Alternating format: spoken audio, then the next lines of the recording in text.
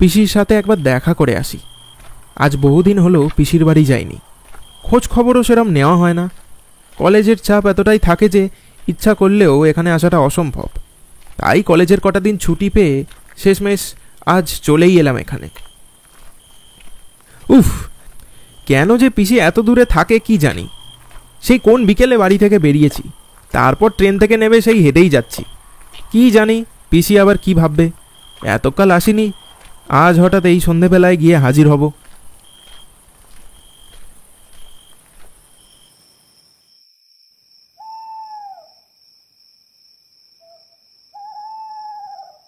রাস্তায় একটাও টোটো বা রিক্সা কিছুই চোখে পড়ছে না।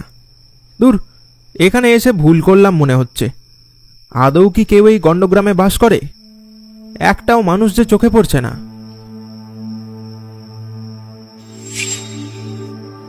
ও ওই তো টিম টিম করে আলো জ্বলছে, কোনো দোকান বলে তো মনে হচ্ছে। যাই যাই, আমি একবার ওখানে গিয়ে ঠিকানাটা বরং জিজ্ঞেস করে দেখি। এই জনমানব শূন্য গণ্ডগ্রামে একটা আশার আলো দেখতে পেয়ে আমার মনের জোরটা একটু বেড়ে গেল। যাক, অন্তত এ জায়গায় আমি একা নই। মনের সব ভুল চিন্তাভাবনাগুলোকে মুছে দিয়ে ওই আলোটাকে লক্ষ্য করে এগিয়ে গেলাম। দাদা, একটা সাহায্য করতে পারবেন? চায়ের দোকানে থাকা লোকটা কিছুটা সন্দেহের চোখে আমার দিকে তাকিয়ে বলল, কি চাই? আমাকে একটু এই ঠিকানাটা বলে দেবেন? শিমুলপুর? সে তো অনেক দূর মশাই। আর আর এই অন্ধকারে আপনি কি ওখানে মরতে যাচ্ছেন? না, মানে আসলে ওখানে আমার পিসির বাড়ি, তাই পিসির সাথে দেখা করতে যাচ্ছি আর কি। কোনো টোটো বা রিক্সা যদি পেতাম তাহলে ভালো হতো আর কি। লোকটা কিছুক্ষণ আমার দিকে তাকিয়ে থাকার পর বলল, তা এখানে কি আপনার এই প্রথমবার আসা হচ্ছে নাকি? না, মানে আমি কলকাতায় থাকি আর কি, খুব একটা আসার সময় পাই না। আজ বহু যুগ হলো এখানে আসিনি। সে তো আপনাকে দেখেই বুঝেছি। আপনি যখনই আমাকে ওই ঠিকানাটা এসে জিজ্ঞেস করলেন তখনই আমার সন্দেহ হয়েছিল। আমাকে একটু যদি ওখানে যাওয়ার একটা ব্যবস্থা করে দিতেন তাহলে খুব ভালো হতো আর কি। না, আমাকে ক্ষমা করবেন, আপনাকে আমি কোনোভাবেই কোনো ব্যবস্থা করে দিতে পারবো না মশাই। এমনিতেই এই গ্রামে সন্ধে নামার পর কেউ ঘর থেকেই বেরোয় না। তা সত্ত্বেও যদি এক দুটো গরুর গাড়ি চোখে পড়েও যায়, তাও ওই শিমুলপুর নামটা শুনেই সবাই কেটে পড়বে। কেন, কি এমন আছে ওই শিমুলপুরে যে লোকে নাম শুনলেই পালিয়ে যায়? তা জানি না, তবে লোকের মুখে শুনেছি জায়গাটা মোটেই ভালো না। ওই শিমুলপুর এক জনমানব শূন্য একটা পরিত্যক্ত গ্রাম। বহু যুগ আগে নাকি কোনো সাধু বাবার অভিশাপে গোটা গ্রামের মানুষ মরতে শুরু করে। তারপর থেকে নাকি ওই গ্রাম আস্তে আস্তে পরিত্যক্ত হতে শুরু করে। এখন ওখানে কোনো মানুষ থাকে না, এটুকুই আমি জানি। এর বেশি কিছু আমি আপনাকে বলতে পারবো না মশাই। কি কি যাতা বকছেন মশাই? আপনার কাছে সাহায্য চেয়ে বড় ভুল করলাম দেখছি। অচেনা মানুষ দেখে ভয় দেখাতে শুরু করে দিলেন। হ্যাঁ, আমি চললাম। আপনার বানানো গল্প আপনার কাছেই রাখুন। আরে আরে দাদা, আরে কি মুশকিল দেখুন তো। আরে একা ওখানে যাবেন না, আপনি আপনি এদিকে শুনুন তো। কি সাংঘাতিক লোক বাবা! আচ্ছা, লোকের পাল্লায় পড়েছিলাম বটে। এখন ভালোই ভালোই পিসির বাড়ি পৌঁছাতে পারলে হয়। এখানে কোনো কাউকেই বিশ্বাস করা যাবে না দেখছি। জোরে জোরে পা চালিয়ে বেশ অনেকটা পথই অতিক্রম করে একটা জায়গায় এসে থমকে দাঁড়ালাম। আশেপাশে চেয়ে দেখলাম বেশ কটা কুড়ে ঘর। দেখে যা মনে হচ্ছে যেন বহুদিন এই জায়গায় কেউ আসেনি। নিস্তব্ধ চারিদিক অন্ধকারের চাদরে ঢাকা। এ তল্লাটে কোনো মানুষ আছে বলে তো আমার মনে হচ্ছে না। এই রে, মনে হয় হাঁটতে হাঁটতে ভুল করে কোনো অন্য গ্রামে এসে পড়েছি। এবার কি করব? না, আমি বরং ওই চায়ের দোকানে ফিরে যাই। আজ রাতটা কোনোভাবে ওখানে কাটিয়ে কাল সকালে না হয় পিসির বাড়ি যাব।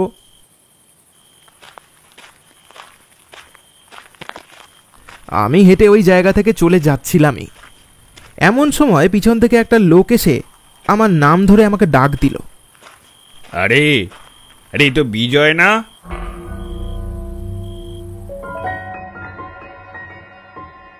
আরে পিসে মশাই। পিসে মশাইকে দেখে আমার একটু আশ্চর্য লাগলো বটে। লোকটা কেমন যেন রোগা হয়ে গেছে, চোখ মুখ দেখে কেমন যেন পাগল পাগল মনে হচ্ছে। বাবা বিজয়, কত বড় হয়ে গেছিস! তা এতদিন পর আমাদের কথা মনে পড়লো? আরে এ কি বলছো? তোমাদের আমি কোনোদিনও ভুলিনি, শুধু সময়ের অভাবে আসা হয়নি। আচ্ছা বেশ বেশ, চল বাকি কথা না হয় বাড়িতে বসে হবে। এখান থেকে আবার কতটা হাঁটতে হবে? আরে এখানেই তো বাড়ি। আরে তুই দেখছিস সব ভুলে খেয়েছিস। আমার কেমন যেন বিশ্বাস হলো না। এই ঘুটঘুটে অন্ধকার নিঝুম জায়গায় পিসির বাড়ি? আমার তো মনে হলো যেন এই জায়গায় বহুদিন আগেই মানুষ বাস করা বন্ধ করেছে। কিন্তু এখন দেখছি আমার ভাবনাটা সম্পূর্ণ ভুল। কিরে, ওখানে দাঁড়িয়ে কি ভাবছিস? আয় আয়, আমার সাথে আয় দেখি। হ্যাঁ এই তো যাচ্ছি।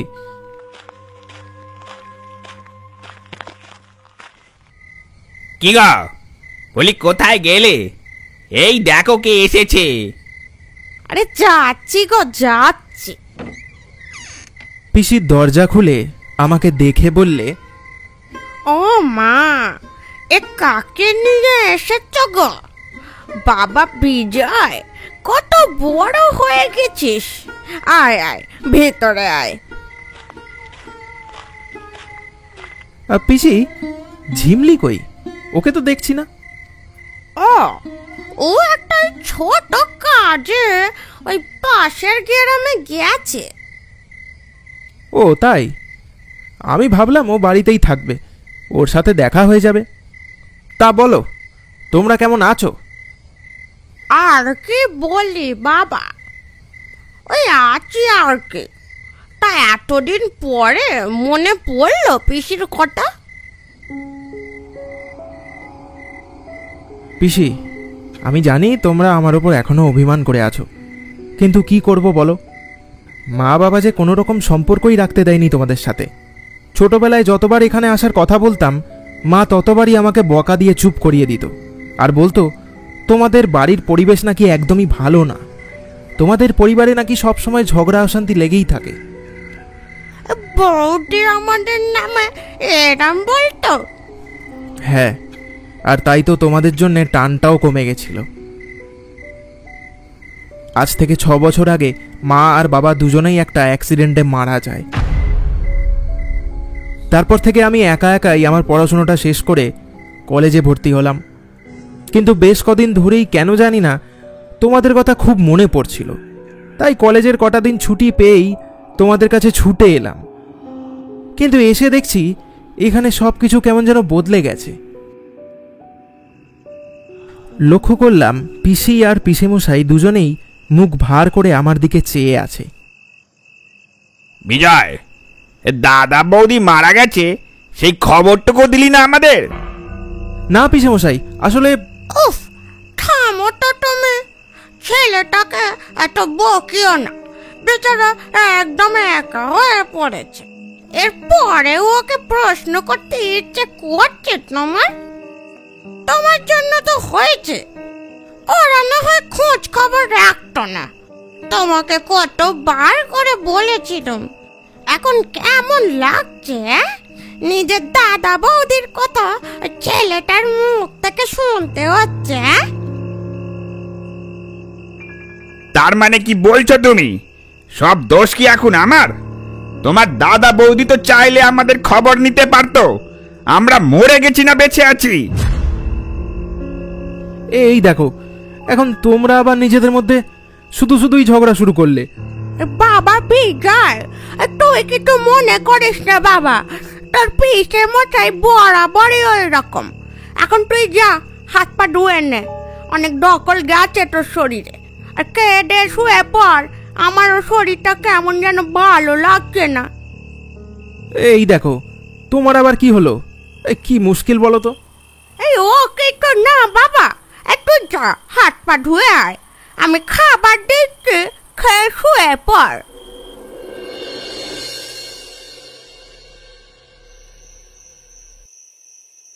পিসির কথা মতো মুখ হাত ধুয়ে খেয়ে দিয়ে শুয়ে পড়লাম। হঠাৎ মাঝরাতে একটা চেঁচামেচির আওয়াজে ঘুমটা আমার ভেঙে গেল। পিসি আর পিসেমশাই কি ঝগড়া করছে এই এত রাতে? এখনো ঘুমায়নি? তবে কি মা ঠিকই বলতো এই ঘরের পরিবেশ খুবই খারাপ, সব সময় ঝগড়াঝাটি লেগেই থাকে হয়তো। এখন দেখছি মায়ের কথাগুলোই সত্যি। যাই দেখি, গিয়ে ওদের থামাই। আমি বিছানা থেকে নেমে আস্তে আস্তে পিসির ঘরের দিকে গেলাম।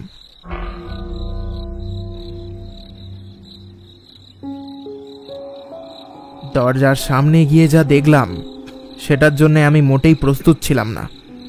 পিসি আর পিসেমশাই দুজনের মুখ একেবারে পাল্টে গেছে, শরীর শুকিয়ে কাঠ হয়ে গেছে, গায়ের চামড়া পচে গলে গেছে, চোখের মনি নেই, পুরো সাদা ধপধপ করে জ্বলছে চোখ। ভয়ে আমার মুখ দিয়ে একটা চিৎকার বেরিয়ে এলো, না। এই হলো তো, এই সব হয়েছে তোমার জন্য। ছেলেটাকে দিলে তো জাগিয়ে। সব দোষ এখন আমার। তুমি বেশি কথা না বাড়ালে ওকে তখনই মেরে ফেলতাম। এতদিন পর এখানে মানুষ এসেছে, এমনি এমনি ছেড়ে দেবো? লজ্জা করে না তোমার? পিসে মশাই হয়ে ভাইপোকে মেরে খাবে? আমি যে কিছুই বুঝতে পারছি না, এইসব কি হচ্ছে? বিজয়, বিজয় বাবা, বাবা শোন, তুই আমি তোকে সব কথা খুলে বলছি। এই যে এনার জন্য যত সব অশান্তি। হ্যাঁ, আমার জন্যই। হ্যাঁ, সব দোষই তো এখন আমার। তোরা এখান থেকে যখন কলকাতায় চলে গেলি, তখন তোর পিসে মশাই নিজের ব্যবসা চালানোর জন্য মহাজনের কাছ থেকে মোটা টাকা ধার নেয়। তোর বাবার কাছে অনেকবার সাহায্য চেয়েছিল, কিন্তু তোর মা টাকা দিতে দেয়নি। তোর পিসে মশাইয়ের ব্যবসায় ভারী লোকসান হয়। মহাজনের টাকা ফিরিয়ে দিতে না পারায় তারা ওই পিসে মশাইকে মেরে ফেলার হুমকি দেয়। আমি অনেকবার তোদের সাথে যোগাযোগ করার চেষ্টা করেছিলাম, কিন্তু পারিনি। একদিন এক পাওনাদার এসে আমার সামনে তোর পিসে মশাইকে মেরে ফেলে, আর আমার মেয়েটাকে ওরা তুলে নিয়ে যায়। কি ঝিমলি? ওরা ঝিমলিকেও ছাড়লো না? হ্যাঁ, আর এসব সহ্য করতে না পেরে আমিও আত্মহত্যা করি। একদিনের মধ্যে আমাদের গোটা পরিবারটা শেষ হয়ে যায়। পিসির মুখ থেকে কথাগুলো শোনা মাত্রই নিজেকে কেমন যেন দোষী মনে হতে শুরু করলো আমার। আজ তুমি যতই যা বলো, আজ এই বেটাকে ছাড়বো না। অতি কষ্টে ধরে এনেছি এখানে, এভাবে তো যেতে দেব না। এখন আমার মনে হলো চায়ের দোকানের লোকটার কথা শুনলেই ভালো হতো। বাবা বিজয়, বিজয় তুই পালা এখান থেকে। না, ওকে আজ আমি খাবো। বিজয় তুই পালা।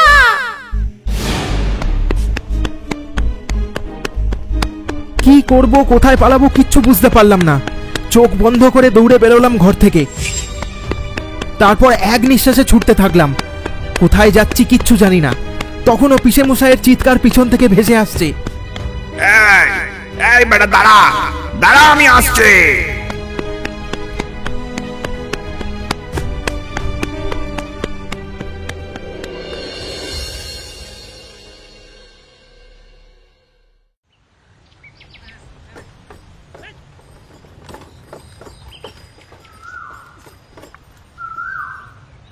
কি দাদা, কাল রাতে কোথায় গিয়েছিলেন? সকালে দোকান খোলার সময় দেখি এখানে শুয়ে ঘুমাচ্ছেন। লোকটাকে আমি কি জবাব দেব সেটাই ভেবে পাচ্ছি না। তার প্রশ্নটা এড়িয়ে গিয়ে আমি তাকে জিজ্ঞেস করলাম, দাদা, কলকাতা যাবার ট্রেন কখন আছে বলতে পারবেন? এই তো আধ ঘন্টা পরে একটা ট্রেন আছে, আপনি গরুর গাড়ি ধরে নিন, আধ ঘন্টার মধ্যেই স্টেশনে পৌঁছে যাবেন। কিন্তু আপনি বললেন না কাল রাতে আপনি কোথায় গিয়েছিলেন? হ্যাঁ, আর এখানে ফিরে এলেনই বা কেন? আপনার পিসি কি আপনার তাড়া করেছিল নাকি? হ্যাঁ? আরে দূর মশাই, আপনার সাথে বেশি কথা না বলাই ভালো। বলেছিলাম যাবেন না, এখন হলো তো।